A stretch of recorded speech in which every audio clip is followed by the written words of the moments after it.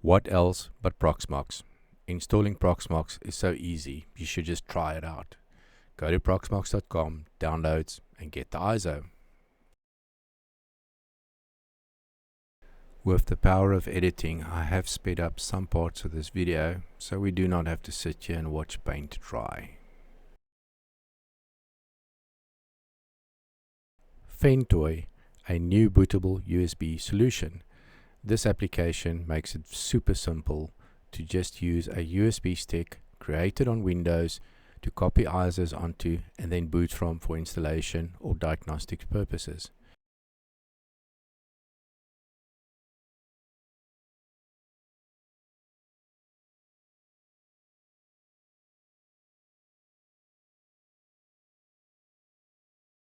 After you've downloaded the zip, Ventoy, extract it and run it.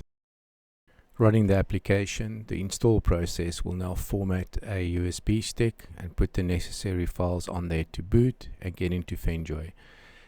Need I say, be very careful which drive you select. When Ventoy is done, you'll see a new USB drive appear in your computer. Copy your ISO image onto that drive. Any ISO, but for now, we're just going to use Proxmox.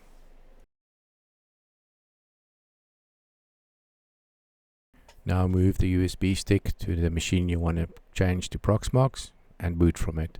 You should see Ventoy coming up and select the Proxmox image. Install graphical interface. Now if at this point your graphics goes all haywire, you might have to try the text mode for the installation.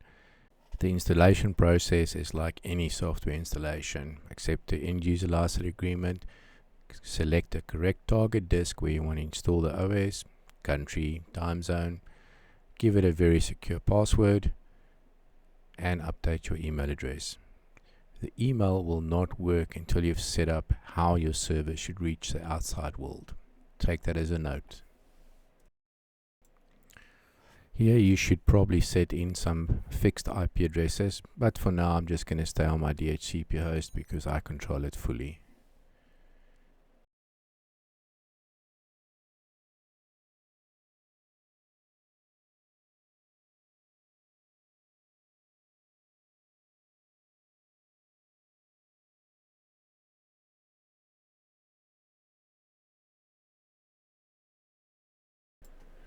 Now the installation is done, the machine is going to reboot, but it does show you how to connect to the web interface.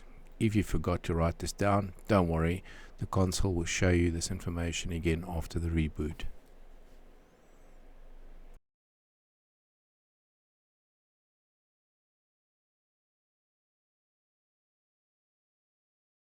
Now that the server is booted, go to your browser and put in the address.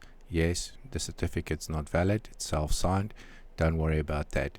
Log in as root and put in the password you used during the installation.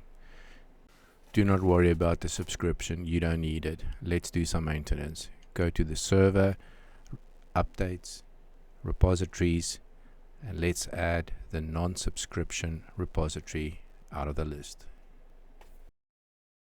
Now let's disable the subscription repositories just by selecting it and hitting the disable button.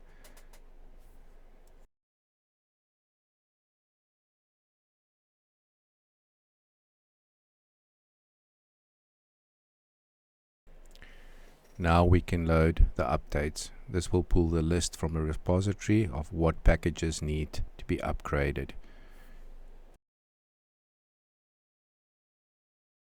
Now we can do the upgrades.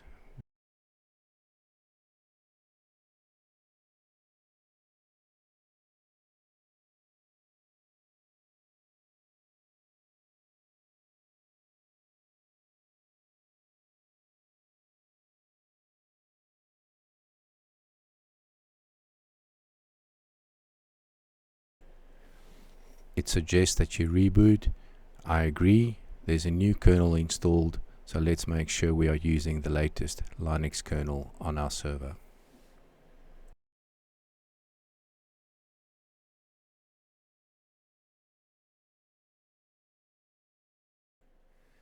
And that is it.